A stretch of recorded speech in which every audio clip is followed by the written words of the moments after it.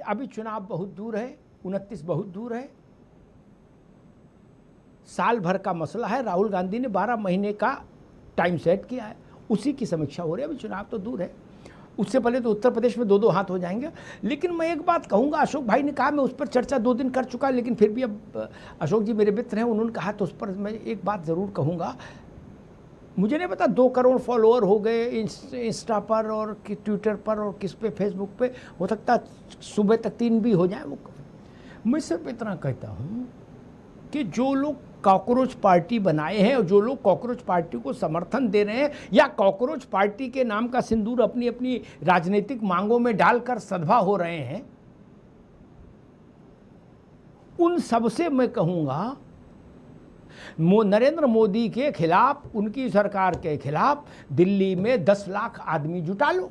2-3-4 करोड़ है ना उनके फॉलोअर, 10 लाख आदमी जुटा लो और 10 लाख आदमी आमरण अनशन पर दिल्ली में बैठ जाए। अशोक जी, मैं आपकी बात मान लूंगा, मैं कहूंगा ये क्रांति हो गई, बांग्लादेश और नेपाल से भी बड़ी। बाकी कहानी है मित्र, क्या रील बनाओ डालो, कुछ लोग काकरोच का डाल रहे, कुछ लोग हिट का डाल रहे, कुछ छिपकली पार्टी बना रहे, तमाशा हो रहा है यार। आप लोग उनके सिंदूर से सदमा होना चाहते हो यार, गजब बात है। आप 50 साल से राजनीतिक दल चला रहे हो, काय के लिए चला रहे हो? अगर आपको काकरोच से सदमा होना है, 125 साल पुरानी कांग्रेस पार्टी, वो कहे काकरोच भैया तुम आगे चलो, हम तुम्हारे पीछे चलेंगे। गजब बात है।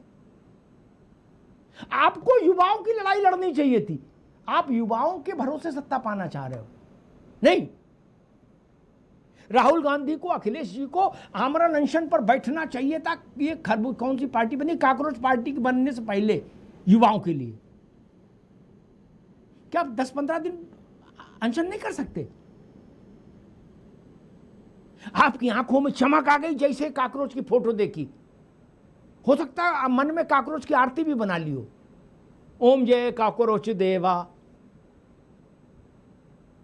ऐसा क्यों कर रहे हो? राहुल जी छोटी पार्टी के नेता हैं क्या? मुझे अच्छा लगता कि दिल्ली के रामलीला मैदान में दोनों भाई बहन अनशन पर बैठते कहते प्राण दे देंगे जब तक ये नीट का मसला सॉर्ट आउट नहीं होगा। राहुल जी, प्रियंका जी, तो मैं रवि जी की तारीफ करता, कहता कि हाँ अब पार्टी ने धारदार अभियान चलाया है। कुछ नहीं कर रहे, फेसबुक पर खेल रहे हो ठंडे में, नहीं चलेगा। खैर, अनंत अमित जी,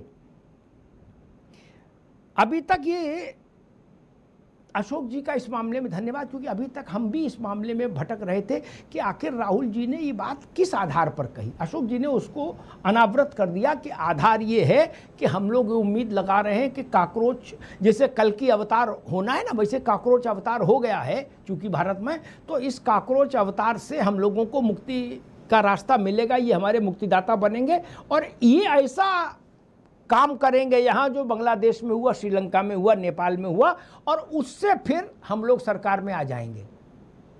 अब बात समझ में आ गई। राहुल जी का साल भर का रोड मैप यही है कि कॉकरोच कुछ करेंगे, फिर वो तो लड़के हैं, वो तो सरकार से संभाल नहीं पाएंगे, फिर सरकार हम संभाल लेंगे। अनंत अमित,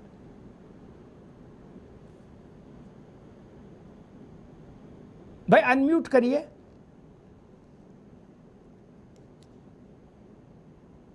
भैया जी, हमें तो देश के लोगों से एक बात सर्वप्रथम कहनी है देश के पहरेदारों से, संभल के रहना इन देश के गद्दारों से। अभी एक कॉकरोच पार्टी की भैया जी बात हो रही थी। हमारे बिहार झारखंड में कॉकरोच को तिलचट्टा कहा जाता है।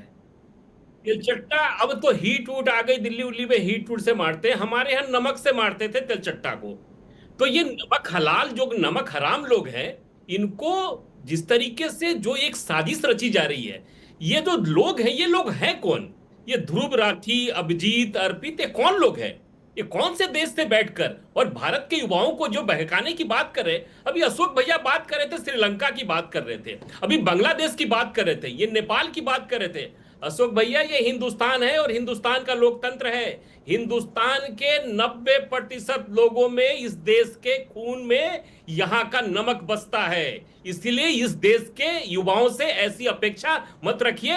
इस देश के युवाओं ने सरकारें भी बदली है, लोगों ने देखा है किस तरीके से। और जो एक नैरेटिव सेट करने की बात की जा रही है, अभी अरविंद भैया ने तमाम ऐसे उदाहरण दिए।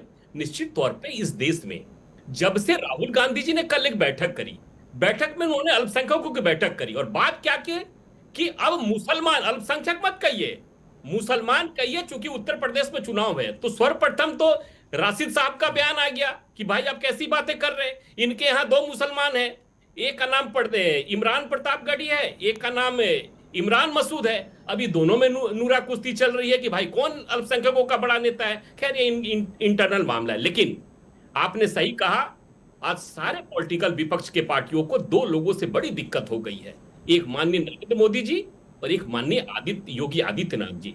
जब पश्चिम बंगाल में भी ये लोग जाते हैं तो पश्चिम बंगाल में भी जिस तरीके से वो जो काबा और मदीना आंखों में बस रहा था, लेकिन योगी आदित्यनाथ जी ने कहा कि ये काली की धरती है, ये दुर्गा की माटी की धरती है, और वहां के लोगों ने इस बात को स्वीकार किया और सुपड़ा साफ कर दिया। उसी तरीके से उत्तर प्रदेश में जब चुनाव आया, विगत 8 महीने बाद चुनाव है, और आज राहुल गांधी जी को जो बातें याद आई है, मुसलमान कह रहे, इनके तो एक मुख्यमंत्री कह चुके हैं कि कांग्रेस मतलब मुसलमान, मुसलमान मतलब कांग्रेस। तो आप ये बताइए कि उसी उत्तर प्रदेश में चुनाव होने वाले हैं। आप तो भैया जी उत्तर प्रदेश से आते हैं, इस देश का पहला ब्रिगेडियर उस्मान जो कि शहीद हुआ था युद्ध में, लेकिन आज तक क्या कांग्रेस या विपक्षी दल उनके घर गई? लेकिन भारतीय जनता पार्टी के लोग उनके यहां जाते हैं। अब्दुल हमीद 1965 की लड़ाई में मारा गया, गाजीपुर का जवान था, उसके यहां 2015 में मोदी जी प्रधानमंत्री बनते हैं, पूरे परिवार को दिल्ली बुलाते हैं। रवि जी अनम्यूट करो, अनम्यूट करो। जी जी जी आनंद जी, कब तक आप इस देश के युवाओं की नसों से सोडियम निकाल करके गुमराह करोगे? बात करो हाजीपुर स्टेट पे, बात करो इस दोनों महंगाई पे। कब तक करोगे आप? कब तक इस देश को करोगे झूठा? हिंदू मुसलमान पे कब तक राजनीति करोगे आप? आपको ये शर्म नहीं आ रही है कि पेट्रोल 103 रुपया लीटर हो गया, सोना खरीदने नहीं दे रहे हो। आपके यहाँ 585 पे पहुंचा है, 144 पे पहुंच गया, और प्रतिशत तिहाई में 146 पे पहुंच गए आप, 157 पे पहुंच गए, कर्जा 190 लाख करोड़ का ले लिया, और आपको शर्म नहीं आ रही है? देश के लोग जो गद्दार हैं, नमक आपने जो लोगों के सोडियम निकाल लिया शरीर से, और आप कर रहे हो एक वोट से गिरने के बाद सारी पार्टियों को तोड़ रहे हो, कह रहे हो कि हम जीत रहे हैं, तंत्र के सहारे हर जगह जीत रहे हो, और कह रहे हो कि हम जीत रहे हैं। 27 लाख लोगों को आपने वोट मांगने नहीं दिया और कह रहे हो कि हम जीत रहे हैं। वो दिन दूर नहीं जब आप इस देश का बेड़ा गर्क करने वाले हो। देश को जितना नुकसान आदरणीय मोदी जी से हुआ, किसी से नहीं हुआ, और आप सिर्फ जो है महिमा मंडन मत करो, जाओ सबसे बात करो। क्यों अंबानी को छोड़ दिया? कल तक जो कर रहे थे, बुलाओ एक दिन वाला फाइल आप चाइना में जा करके 7 मिलियन कंटेनर आपके वापस कर दिया था उनका, पूछो जा करके। तब तो नहीं पूछ रहे हो। 16 बार गए प्रधानमंत्री जी, जब सीएम थे तो 14 बार गए थे, आपके चावल के कंटेनर वापस कर दिया। चावल हम विदेश जाते हैं और ये कहते हैं कि भारत खतरे में है, व्यापार का संतुलन 32 लाख करोड़ आपने पहुंचा दिया, और कैसे लोकतंत्र बर्बाद हो रहा है। तो दिशा ये कौन कहता है? ऐसे भी अभी भी प्रवक्ता के पहन करके और सूरज चाचा के कहने पे कहते हैं देश के लोग यहाँ पे बैठे हुए हैं और हमारे यहाँ नमक हरामी कर रहे हैं। अरे नमक के साथ हलाली करिए, लोगों को गद्दारी मत सिखाइए। और आप लोगों ने जो सब्जबाज दिखा करके इस देश का हाल किया है। देश में जवाहरलाल नेहरू ने वोट सरकारें कभी गाली नहीं दिया, इंदिरा गांधी संविधान खत्म करने की बात कभी गाली नहीं दी।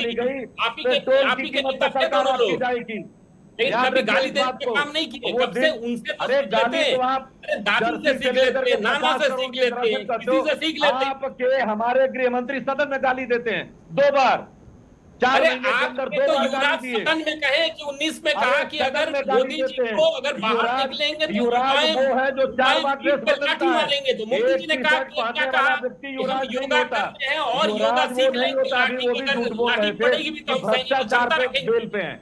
शर्म नहीं आई कि वो जो है साकेत अरे कोर्ट का ऑर्डर जाके पढ़ ले। पूरी आपकी सारे पार्टी लोग के मिल करके युवराज और युवराज एक की माता व्यक्ति जी टी-शर्ट पहनने वाला सब लोग युवराज है, गेट पर हैं, 14 बार सब लोग ड्रेस पहन जमानत पर करके हैं और वो और दुनिया को बैठोगे अपने जानते हैं। यहाँ जा करके एक वैनिटी बैन में, वो युवराज नहीं है। अरे देश रवि को जी, गुमराह करना बंद देश करिए, में सच का भ्रष्टाचार की सामना जंजीर करिए, अगर कोई लोगों की पार्टी है जिंदगी में तो राहत कांग्रेस दीजिए। पार्टी है। इसके लिए लोगों ने आपको चुना है। भ्रष्टाचार तो जाएंगे आप, सिखाया कांग्रेस वालों जीत ने तो जाएंगे आप। तमाम दलों को, जो भ्रष्टाचार में आपके आतंक आपके तक डूबी गठबंधन के सरकार लोग बने हुए भ्रष्टाचार हैं, की बात करती चाहे है। वो सपा हो, भ्रष्टाचारियों को आरजेडी हो, वॉशिंग मशीन टीएमसी में हो भेज या करके अरविंद धुल करके केजरीवाल निकाल हो देती है। या अरे डीएमके शुभेंदु हो, अधिकारी तमाम जी लोग क्या आपके कहाँ साथ थे? हैं। ये कौन लोग हैं? कहाँ थे शुभेंदु अधिकारी? कहाँ थे आपके हेमंत बिस्व शर्मा?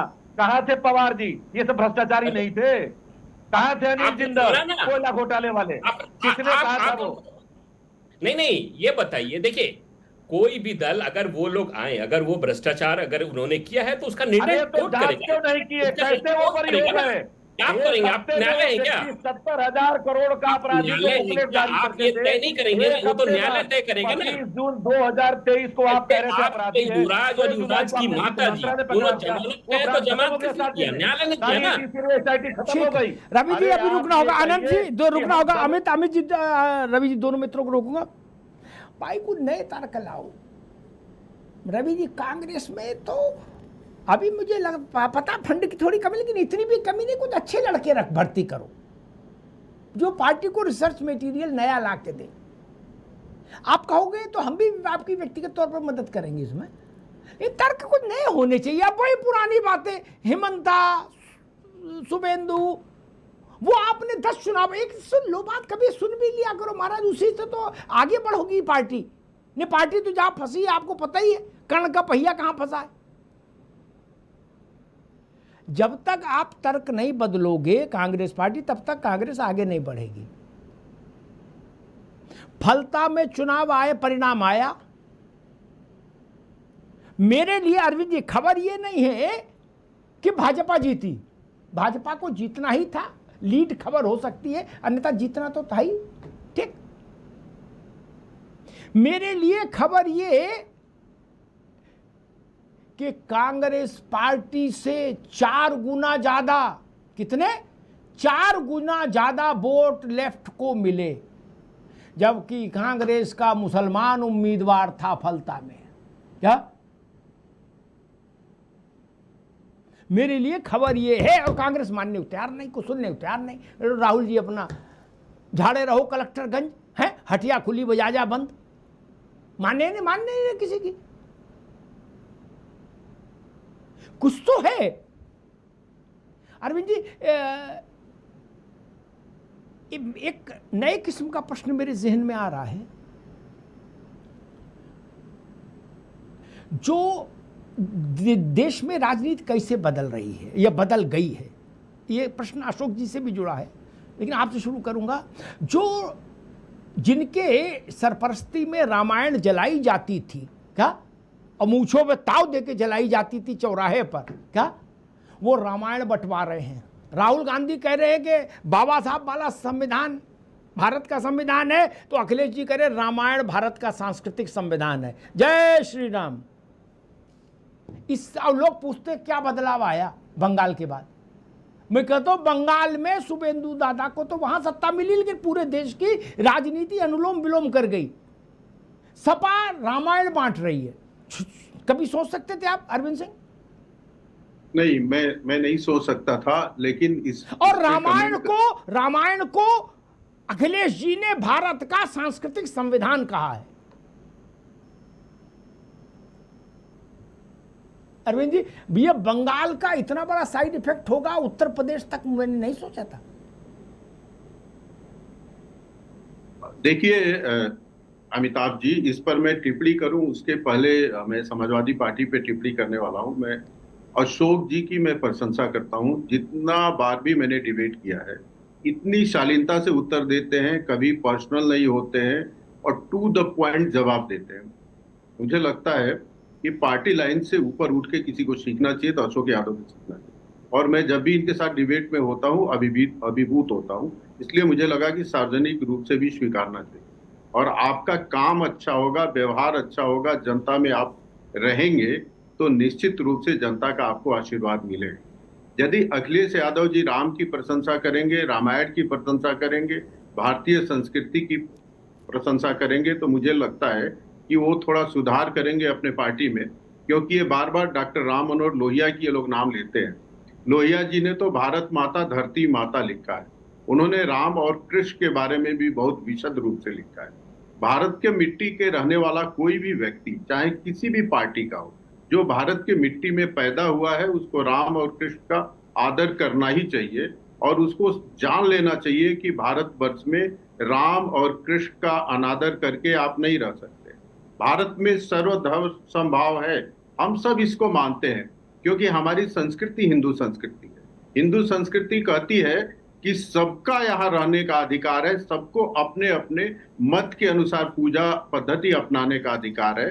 हम केवल इसलिए सेकुलर नहीं है कि हमारा संविधान सेकुलर है, ये अच्छी बात है, संविधान सेकुलर है, लेकिन संविधान सेकुलर भारत में इसलिए आया कि यहाँ की जनता बहुसंख्यक थी, वो हिंदू थी। इस बात को सबको अपने मानस में रखना चाहिए और मुझे लगता है कि समाजवादी पार्टी को भी अपने गलतियों से एहसास हुआ है।